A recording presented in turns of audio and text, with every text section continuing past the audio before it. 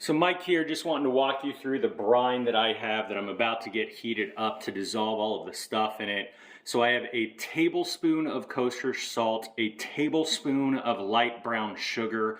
I have a teaspoon of garlic powder, a teaspoon of onion powder, in 2 cups of cold tap water, and then I have several cracks of fresh ground pepper.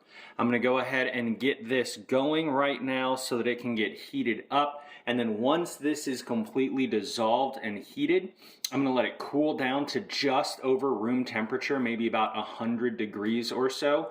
Then I'm going to go ahead and get the chicken into a Ziploc bag. I'm going to pour this over top of that chicken, and I'm going to get it into the fridge for overnight so that it's ready to go for lunch tomorrow for some football. And I will see you whenever I am making the next step, which is actually going to be the bread.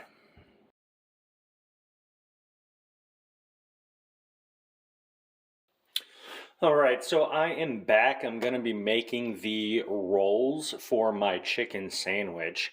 And to do that, I'm going to go ahead and do it in a stand mixer, and we are going to weigh out all of the ingredients. Luckily, there aren't many ingredients. I'm going to go ahead and put this on grams, and then we're going to weigh everything in the bowl. So I'm going to make sure to tear it out so that it goes back down to 0 there. And we are looking for 625 grams of flour, give or take a couple here. And then we're going to be doing around 500 grams of liquid. So 625 grams of flour is what we're looking for. 624, 626, I'll call it. That is good. So the 3 liquid ingredients that we are going to do are going to be butter, water, and milk. And I have 1 stick of liquefied butter that is going in, and that is about 110 grams. So we see that it's 102 right there after the stickage. So now we're trying to get up to 500 grams total. So we're going to be adding in about 200 grams of water and 200 grams of whole milk. So we're going to be looking to get to around 300 grams of total weight here.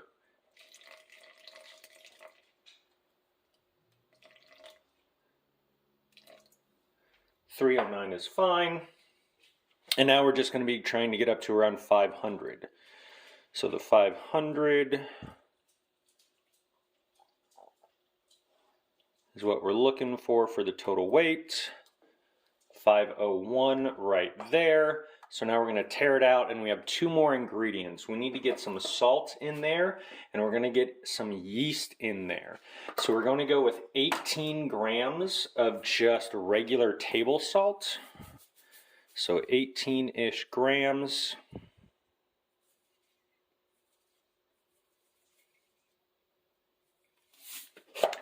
And then we're going to go with 7 grams of instant yeast.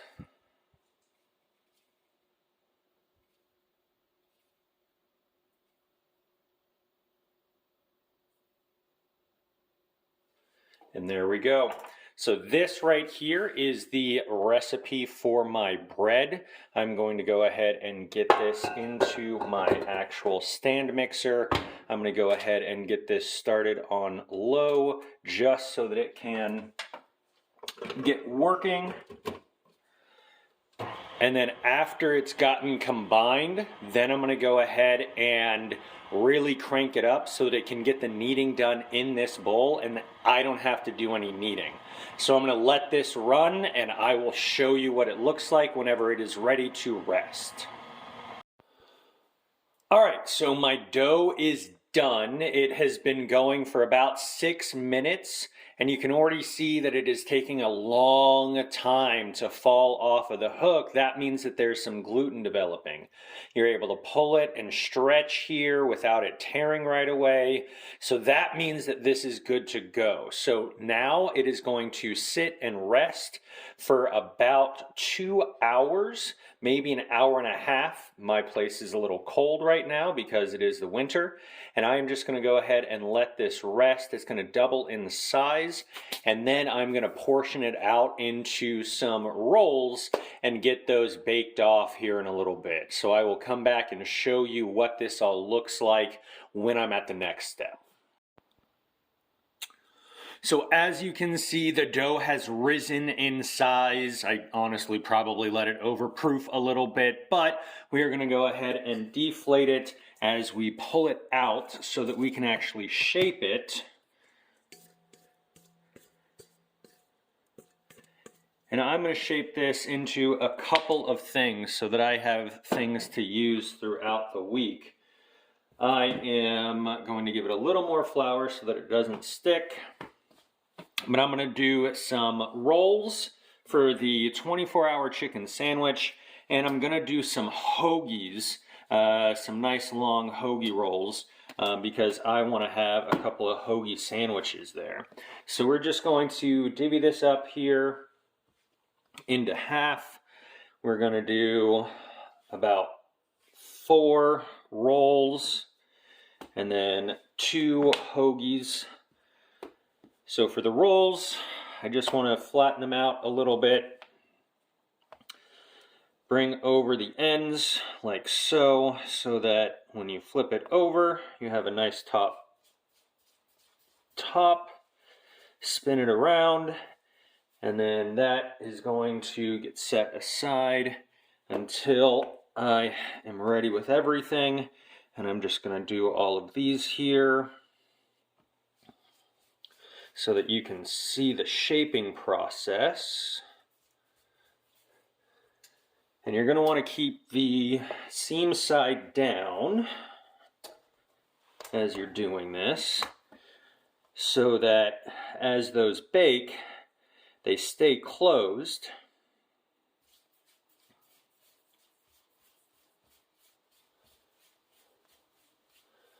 And they don't pop open. But then once I get these formed, they're going to go onto some baking sheets that are lined with parchment paper. I'm going to put another baking sheet on top of those, and these are going to proof again for about an hour or so. I have my oven that is now preheating, and that is getting preheated at 450 degrees.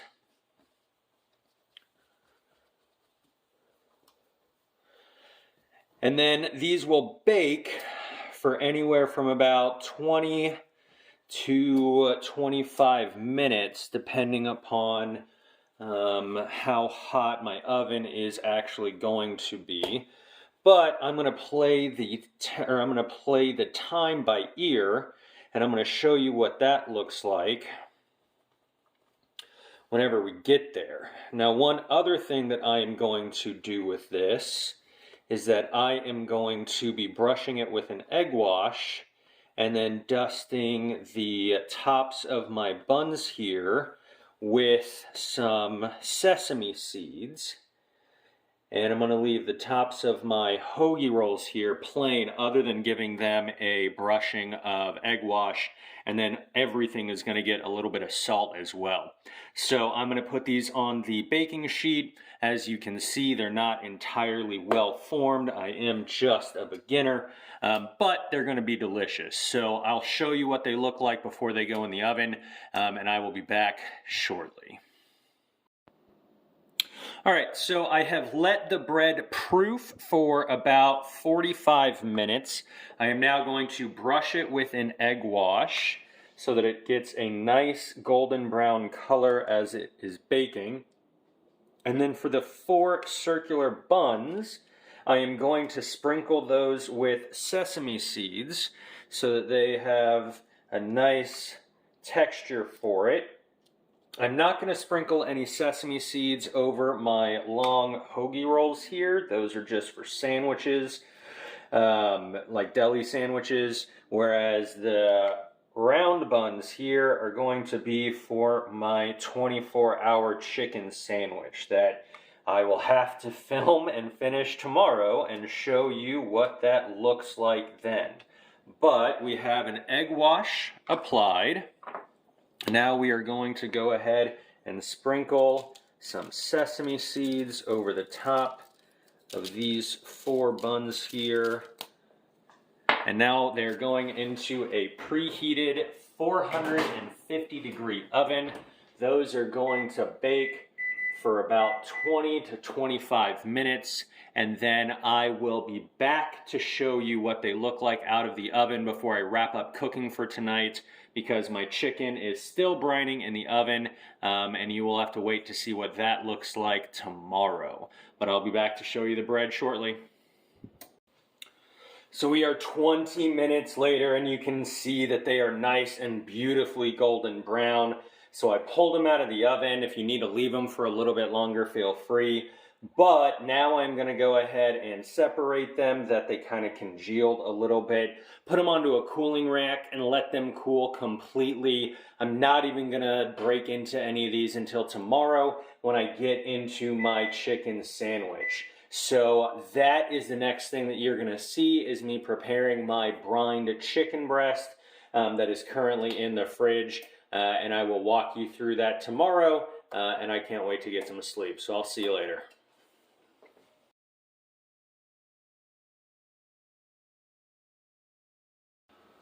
Alright, so it is 24 hours later, and I am just about ready to start frying up my chicken. But I wanted to make sure that I had everything laid out and ready to go before I actually start frying it. So the oil is still heating up right now. It's at about 300 degrees, and I want it to be between 350, 375, somewhere in there. So we're going to let it keep heating up, and I'm going to walk you through the complete station that I have. So obviously a thermometer to check my temperature. I have my spider to pull out the chicken whenever it is done. I have a frying pan with some butter in it that I'm going to start getting warm whenever I drop my chicken into the oil. And this is going to be so that I can toast my bun. The bun has already been cut. This is what I made yesterday. So these are going to be ready to go and just toast whenever my chicken is resting. And then of course I have my fry station right here. Just going to go into some very quick flour, egg, and then panko breadcrumbs before going into the fryer. The sauce, like I mentioned, is super simple. It's just going to be a basic buffalo sauce. We have Frank's Red Hot and butter that is going to go into my microwave to heat up whenever I pull the chicken, so that is also ready to go. And then here is the chicken itself. It has been brining for 24 hours now, and you can see it in the brine there. And all I want to do is get it out of the brine and onto these paper towels so that it can dry a little bit before I start doing the actual frying. And I also need that oil to heat up. So I'm going to let the oil heat up. I'm going to let this dry off a little bit, and then I will be back in a few moments. All right, so my oil is at around 375 right now. That means it is time for me to go ahead and bread up my chicken and get that dropped in. So first, we're going to get it into just some basic flour, and we want to make sure that we press it into the flour so that all of the nooks and crannies are covered. Then we're going to get it right into our egg mixture here.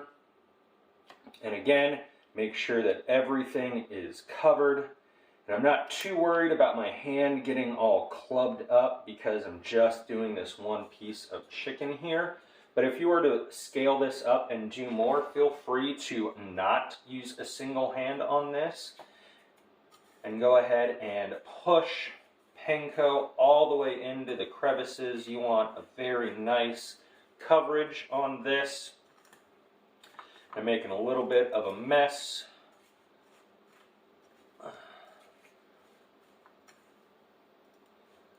But we can see that there is some good coverage of panko. And now that we have the panko, we are going to very carefully drop this into the hot oil away from you.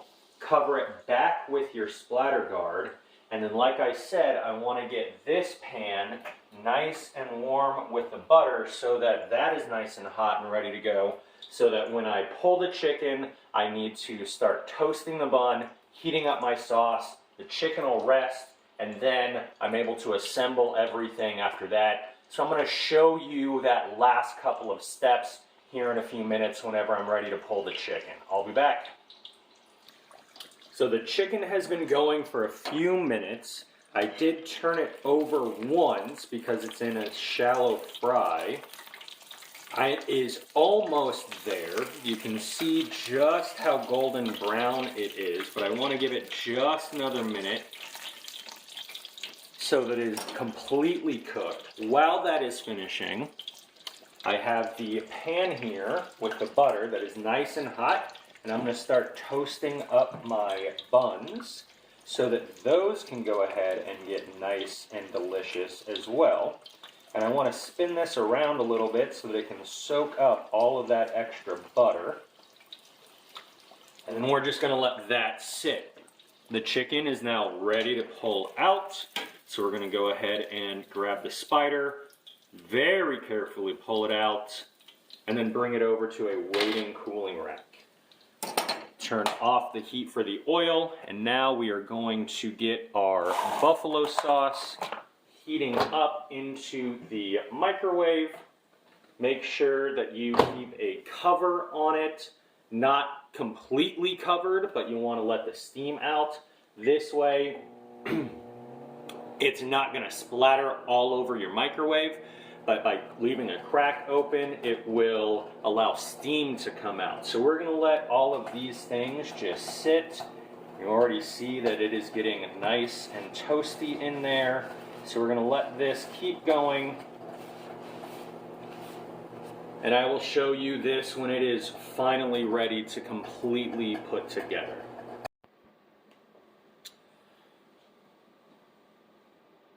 So we are back. Everything is ready to go. My chicken has rested. I'm going to put that into my sauce. I'm going to close the lid up here, give it a nice shake, and then that is going right onto those beautifully toasted buns. And I want to make sure everything is nice and coated. So I'm going to flip this around, toss it again.